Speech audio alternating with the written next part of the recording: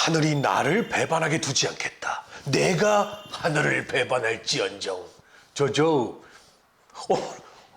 제가 항상 살아가는 삼국지. 이 삼국지의 이 팩트는 저희가 생각하는 것과 많이 다릅니다. 과연 어떤 것이 다른가? 바로 이 책 속에 있어이다. 삼국지 아저씨 우리 임영환 박사님께서 드디어 전략 삼국지를 쓰셨습니다.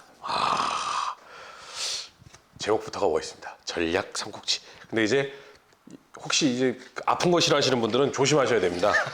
제가 딱 첫 번째 1부의 시작이 정사 삼국지와 소설 삼국지입니다.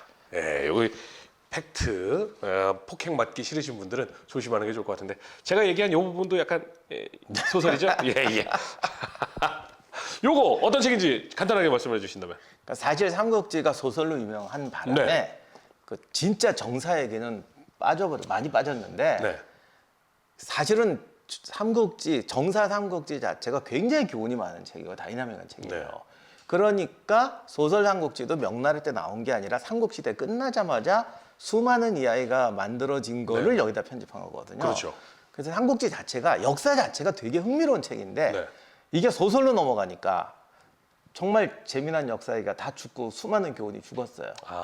그 다음에 이제 전투 장면은 사실 삼국지 소설의 전투 장면은 맨날 매복, 네. 화공, 모종강이 그랬더라고. 네. 이 수많은 전투 장면을 봐라. 똑같은 게 하나도 없다. 맞는 말이지. 그냥 다 뻥이란 말이야.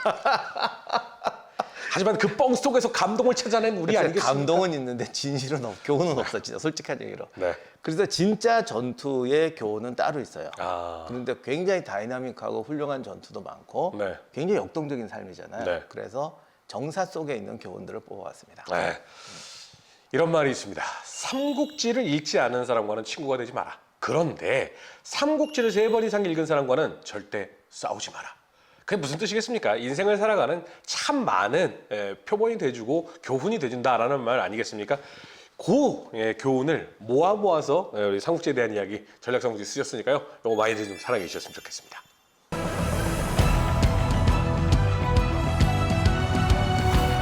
자, 오늘부터는 삼국지를 삼국지 연희 소설의 스토리를 가지고 한번 감상해보는 식으로 하겠습니다. 지금까지는 팩트 폭격만 했는데 네.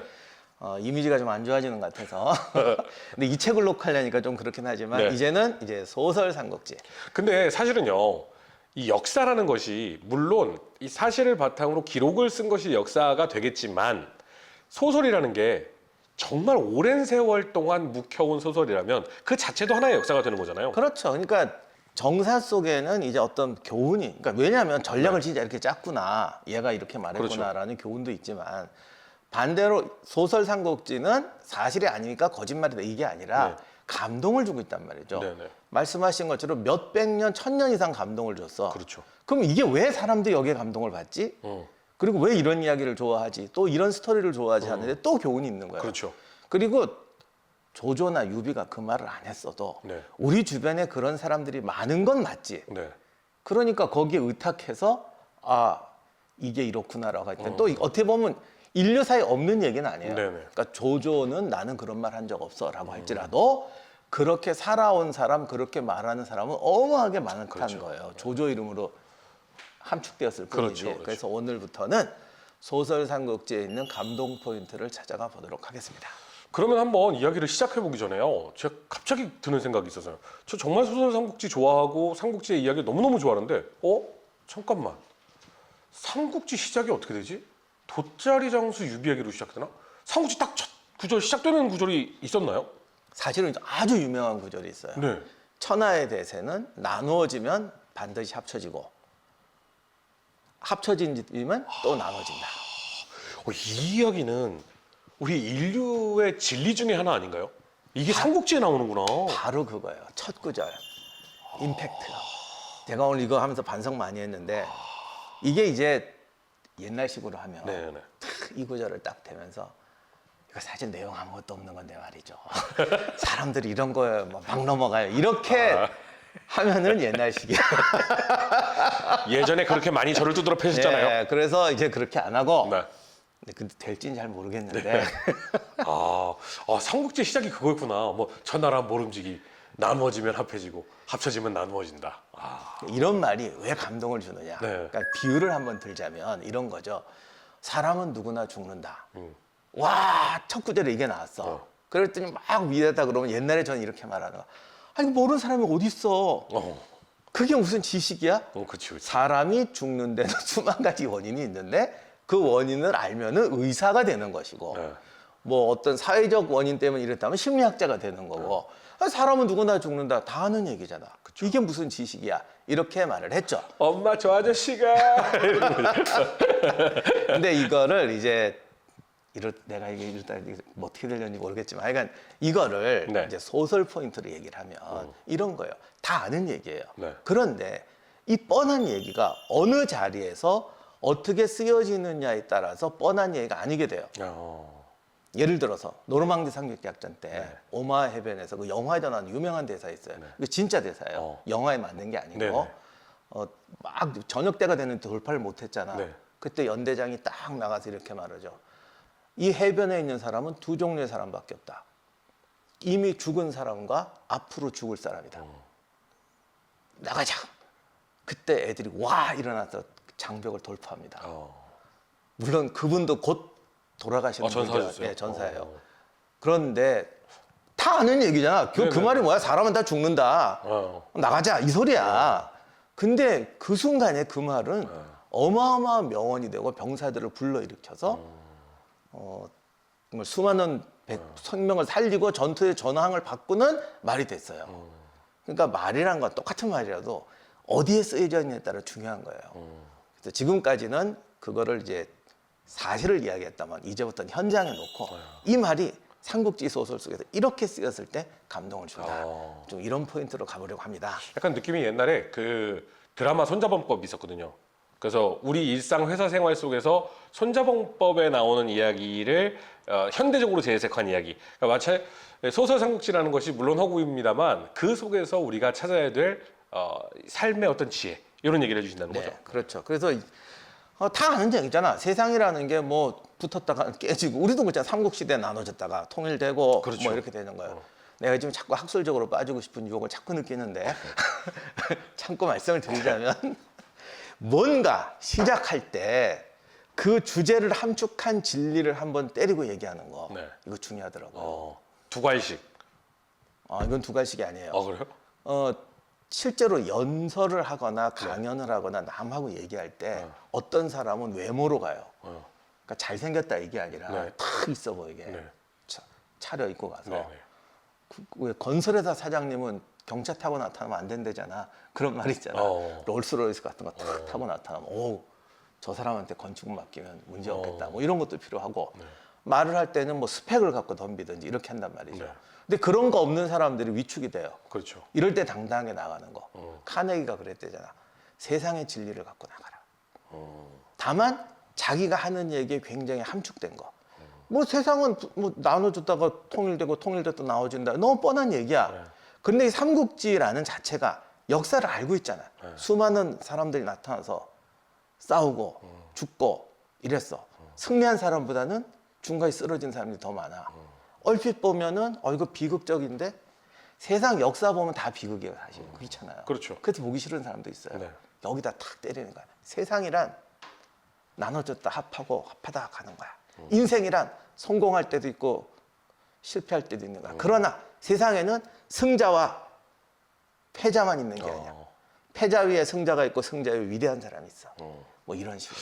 그러면 이 인생을 살아갈 때 이러한 것들을 지금 요 상황에 요 이야기를 딱 하고 시작하면 내가 사람들에게 임팩트를 주고 그렇죠. 그 다음에 이야기를 그 다음에 풀어나가면 신뢰감이 딱 오는 거야. 바라보는 시각이 달라지는군요. 근데 예를 들면 삼국지 그거 다 주인공 죽잖아요. 그런 거 싫어요. 그럴 때 가서 야, 너 카타르시스라는 거 모르니? 비극이라는 게 우리를 어쩌고 야 이렇게 안 먹혀. 안 먹혀.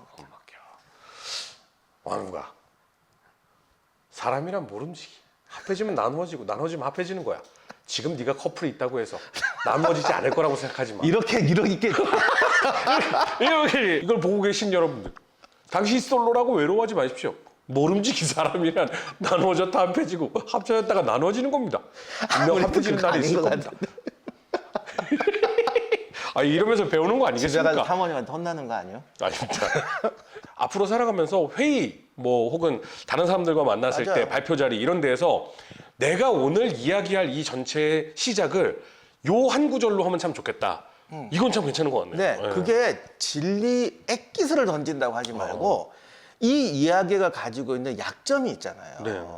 다들 그러죠. 예를 들면 투자하십시오 막 그러면 네네.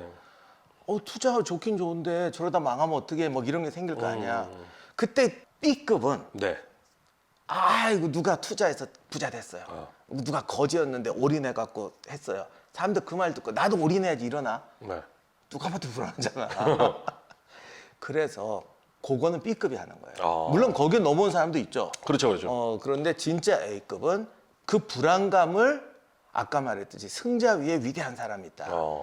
내가 이걸 말을 하면 나도 연구를 해야 되니까 즉석에서 말 못하겠지만 네. 그거를 넘어가는 거야. 이 삼국지도 세상은 나라가 통일됐다 부서지고 부서졌다 통일된다. 이게 삼국시대를 얘기하려는 게 아니야. 이 수많은 영웅들이 다 나중에 가면 죽었어. 네. 어떻게 보면 다 실패자 같아. 네. 거기에다 뭔가를 하는 거지. 그런 마음으로 이걸 읽지 마라. 그럼 오늘 방송을 만약에 보시는 분들이라면 요 이야기를 내 상황이나 지금 어디에 썼을 때 참 적합할 것인가를 생각해 보는 것도 좋은 응용 네. 방법이 될 것 같아요. 그렇죠. 그러니까 우리가 고사성어를 많이 외우는데 그거를 요렇게 요 상황에서 써야지라고 쓰는 거잖아요. 네. 그거를 아까처럼 투자 불안해? 네. 야, 용기 있는 자만이 부자가 될 수 있어. 요렇게 할 거냐? 네. 아니면 하나 더 칠 거냐? 그렇죠, 그렇죠. 엄청 중요한 거예요. 그래서 제가 이제 문학으로 다시 들어와서 문학적인 마음으로 봤더니 네. 이게 히트친 게 다 이유가 있고 어. 사실 나관중이나 모종강이나 다 과거 낙방생 뭐 존재감 없는 애들이잖아. 네. 나관중이는 과거 낙방도 좀 이상하다고 그러는데 뭐 요즘 말로 하면 룸살롱 죽돌이 나이트클럽 죽돌이 죽치고 앉아있는 네. 그랬다잖아요. 그래요? 네. 훌륭한 분이셨네. 그랬는데 네, 이게 한 거 보면 네. 네. 뭔가 있긴 있었던 거야. 자기가 연구해서 이게 그냥 된 게 아니에요. 그럼 오늘 이제부터는 시리즈가 삼국지 속에서 이러한 명구절이나 명대사나 혹은 명장면을 통해서 우리가 인문학을 배워보는 네. 그게 되군요. 네, 이렇게 가려고 그랬는데 하필 첫 구절 뜬 게 또 이게 병이 도지게 만드네. 그럼 오늘 혹시 뭐 이 구절을 이용해서 뭐 우리 역사 속에서나 온 인문학에서 혹시 응용할 부분이나 배워볼 부분이 있나요? 요건 요까지만 할래요. 더 이상 하게 되면 이제 위험해지니까. 알겠습니다. 그래서 요까지만 하고 네. 이제 삼국지 딱 들어가면 요 구절 밑에 이제 뭐가 나오냐면 네. 이제 한나라 황실이 나와요. 전에 말한 거 부용아씨 나오고 하는 네네네네. 거는 일본판 창작이고 아, 이게 원래는 정통을 따라갔기 네네네. 때문에 한나라가 망해야 되잖아. 그렇죠. 그래서 옛날에는 뭐가 망할 때는 이상한 재변이 나타나서 하늘에서 경고한다. 그렇죠. 이런 게 나오잖아요. 있죠. 제가 지금 굉장히 자제하려고 노력하고 네네. 있습니다. 역사적으로 안 가려고. 네. 아니 안 가는 역사로 가긴 가야 되는데 과도하게 안 하려고. 네네. 그래서 이제 첫 구절에 탁 뭐 이렇게 나와요. 169년에 영제. 이 한나라 망할 때 영제 네. 그다음 환제 요때 이제 개판이 되거든. 네. 영제가 용상에를 이제 탁 이제 아침에 조회하러 거기 네. 가는데 거기 퍼런 구렁이가 앉아 있더라. 그걸 보고 황제가 졸도를 했다. 애가 또 졸도하는 건 또 뭐냐? 뱀 보고. 그러니까 이게 삶아가지고 뱀탕으로 먹었어요. 이게 참 첫 구절이 이건데 네. 여러 가지 복선이 들어가 있더라고요. 사람이 딱 느끼게 만들잖아. 네. 여기도 똑같은 거야. 그 애가 뭐 정치를 못하고 애가 뭐 후궁하고 놀고 이거 다 빼고 네. 뭐 궤변이 나타났어. 네. 거기에 대해서 이게 또 뭐 해석을 하는 게 아니라 황제가 현명하게 대처하지 졸도했어. 못해. 그랬더니 뭐 난리가 났어. 딱 감이 오잖아. 그렇지, 그렇지. 뭐 무슨 말이 필요해. 하늘이 어떤 계시를 내렸을 때 인간이 받아들이지 못하고 망조가 들었다. 그렇죠. 그것도 뭐 좀 나은 놈이면 뭐 이거 무슨 일이냐 그랬더니 그렇죠. 이겁니다. 그러면 이 자식 기분 나빠. 이것도 나은 거지. 얘는 그냥 졸도야. 그렇지. 우리가 못 느끼겠어요. 보통 영웅의 탄생에서는 그러자 칼을 뽑아들어 목을 치고 그것으로 뭘 하라고 했더니 하늘이 맑게 개었다. 뭐 그거는 이제 창업자가 하는 얘기고. 이제 막 그 정확한 비유네. 네. 그런 사람은 나라를 세우고 그렇지, 그렇지. 얘는 졸도를 하더라. 이렇게 해놨어요. 그 다음에 이 다음 황제 넘어가면 178년에 암탉이 수탉으로 변하고 뭐 그 언론 뭐죠 옥당 홍문관 네. 같은데 위에 이제 무지개가 뜨고 막 이런 얘기 나와요. 네. 근데 이게 또 재밌는 게 무지개가 우린 다 예쁘다고 그러잖아. 그렇죠. 옛날에도 이게 안 좋은 징조인 거 아니에요? 무지개가? 우리는 막 예뻐 막 그러는데 옛날에도 이 무지개 이렇게 쓴 거를 안 좋은 징조를. 일곱 색깔이라서 그렇구나. 칠거지약. 아니 이게 좋게 해석할 때도 있어요. 뭐 왕비궁에 무지개가 있으니까 뭐 태기가 있다 이런 거 하는데 의외로 이게 낮에 무지개가 보인다 뭐 이런 것도 안 좋게 생각해요. 그래서 이번에는 그래도 졸도를 안 하고 네네. 이게 징조가 뭐냐라고 물어봤어요. 그랬더니 그 채옹이라고 곧 요만 나중에 십상치한테 쫓겨나는 네. 당시에 그나마 꼿꼿했던 분이 상소를 올리는데 암탉이 수탉으로 변한다. 이런 얘기는 옛날에 많잖아. 뭐 네. 이거는 환관이 바로한 탓이다. 환관이 십상치가 설쳐서 하늘이 이런 재변을 내린 것이다. 그 다음에 옥당에 무지개가 얼었다. 이거 언론기관인데 무지개는 되게 여성이잖아요.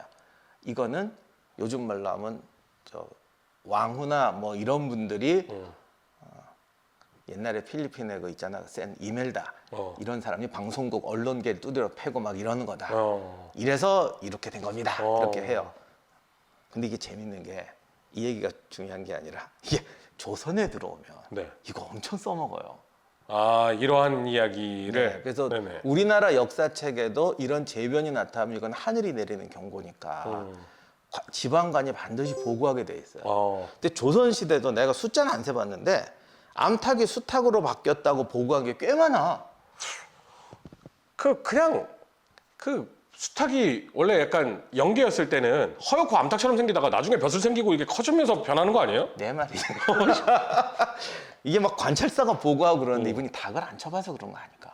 그러니까 안 왜냐면 키워봐서 그런 거 닭도 처음에 벼슬 나잖아 암탉도. 네, 네. 그러니까 이 수탉인가 보다. 비슷해요 이렇게. 그러니까 하여간 그래갖고 이거 누가 뭐 영화로 찍었냐고 요즘 같이 뭐 카메라 놓고 쫙 100일 간 것도 아니고 그치. 가끔 올라와. 근데 중요한 건 그게 무슨 뜻일까? 빠바망 하면서 황건적의 난이 난다. 이런 식으로 해서 이제 삼국지가 시작이 됩니다. 첫 문장에 이미 엔딩 복선이 깔렸네. 이런 걸 배워야 되는데. 복숭아 나무 아래에서 이 맹세. 가슴이 막 뜨거워지는 이 이야기. 삼국지에서 제일 사람들한테 어필하는 게 노은결이 같아요. 네네네. 왜 복숭아 밭을 졌느냐. 복숭아가 굉장히 이야기의 중심이 되네. 맞아요.